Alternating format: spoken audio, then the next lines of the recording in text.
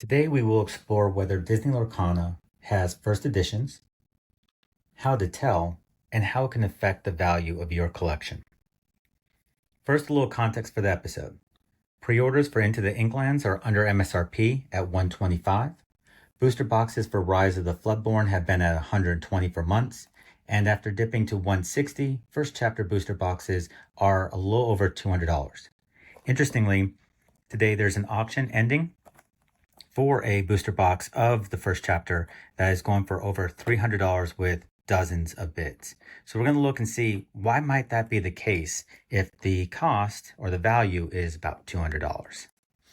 So first question, is there a first edition versus a second edition of Disney Lorcana? Yes. We can see that with Rise of the Floodborn. We're going to see English 01, EN01, with a copyright 2023. Compare that to a more recently purchased Rise of the Floodborn booster box, copyright 2024, EN02, second edition. With Rise of the Floodborn being under MSRP now for months, it's unlikely Ravensburger is printing a lot more, and therefore this is probably the easiest one to tell first edition versus second edition. The first release, December 1st, and the second release or restocking, which would have been late December. What about the first chapter? Because being the first one, it's been out longer. It's the one that has stayed over MSRP throughout its time frame. What about it? Is there a first edition and second edition of the first chapter? Yes. We have a copyright 2023, EN English 01, and a more recently purchased first chapter box, copyright 2024, EN02, second edition. So we know for the first chapter, like Rise of the Floodborn, there is a first edition versus a second edition. Now, since there's a little bit more time and popularity on the first chapter, we also hear a lot of people talking about waves. So there is a first wave of the product referring to the initial release, September 1st, 2023. A second wave, which was December 1st, 2023, that corresponded with Rise of the Floodborn. And a third wave that was late December 2023, and that also corresponded with the restocking for Rise of the Floodborn. So when you see first wave, second wave, third wave, that's what the person is referring to. So how can we tell if it's a first wave, second wave, or third wave box? For this purpose, we're going to just look at the front of the boxes. What you're going to see is on the first wave, so that September release, there's no security tape, any side of it. So that led to some concerns about people being able to take booster packs out of the side, opening up the top and reaching in, or even being able to break the box apart to get booster packs out without having to ever break the seal. So you could put it back together and you would have a sealed booster box. So for the second wave, what you'll see is they added some tape along the sides and on the back. So now we have, normally referred to as kind of, we talk about it as being a sticker because it looks like just a sticker, wafer seal, security tape. The biggest thing that we can tell is that sticker is applied parallel to the length of the side. So it stops as much of that side opening as possible. The challenge with that is that sometimes that tape doesn't go very far on the sides. So this could dry up or someone could peel it back and then they would have the same access without really potentially being able to tell. Also, some of these don't have the sticker along the top. So with this just being on the sides, this whole cutout's still open. So someone could still get access to booster packs that way. These seals and the seal on the back effectively stop that kind of opening of the booster box. That's a very small tab there, not a lot of tape, not a lot of glue that was put there. So the tape can help with the integrity of the box and keep it solid.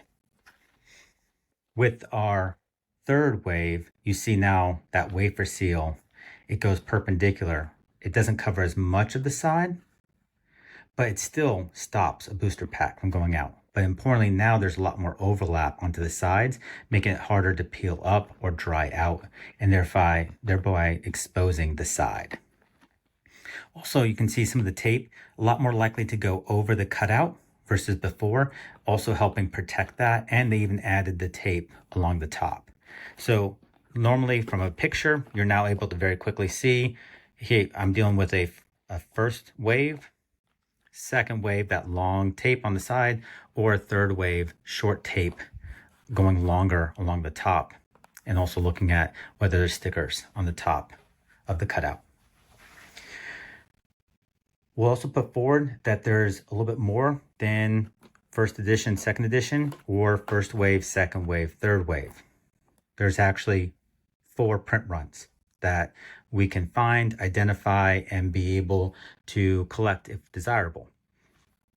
So let's look at the first print of the first wave of the first edition.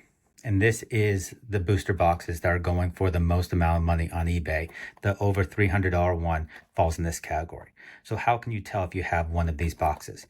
Well, you already know it's going to be a first wave, so we're already looking for no tape. We already know it's a first edition box, so we know E01 and copyright 2023. The way that you can tell if it's a first print run is Ravensburger's first estimate for supply was all put in boxes of 04 and 05. Now we're going to talk about what the code means and how to interpret it and why we know that 04 and 05 are from the first print order from Ravensburger. But for right now, that is how we can tell the first print run. That's different than our second print run, and those are going to start with an 06. Interestingly, when you look at what went to Gen Con for the debut of Disney Lorcana, those are going to be your second print run boxes. You're going to see a lot of the 06 boxes come out from Gen Con. But that's how we can identify the second print run. The third print run, we can see a much different number, and we'll talk about what all this means. But those first 2 digits are going to be either 26 through 30. So 26 to 30, here's a 29 box. We know this is third print run. And finally, we have our fourth print run. Once again, going to a little bit of a different code. We're now dealing with the sticker rather than being printed on. 6 digits. We're going to be starting with a 10 or an 11, or like with Rise of the Floodborn, a 12. Those are letting us know that it is a fourth print run for the first chapter. So this can really affect our value, and that's what we're seeing. When the first wave came out, the first and second print run, those were going for $400. They knew that they needed more supply. I mean, they had already placed the second print order. They had placed actually the third print order even before the first wave came out.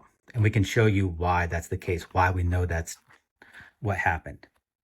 Even when this came out December 1st, it brought down the booster box prices from $400 to about $175.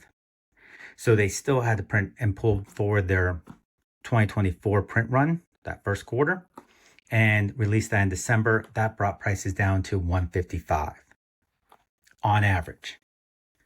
So the question, are they going to print another round of this? Being the only product over MSRP, they easily could, but there can be that fear of if you continue to print and you're just going to cause all the price of all your product to always go down, they're going to have the problems that they're seeing right now with Rise of the Floodborn being under MSRP.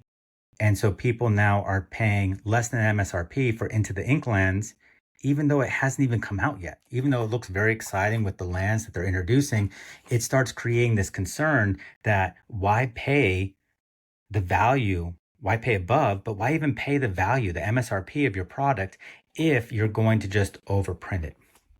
So there's some lessons learned. Ravensburger's just going into trading card games. So hopefully they stabilize. We've seen a lot of moves being done by Hasbro and others with Magic the Gathering to help balance it out. So I imagine they're going to be looking very closely.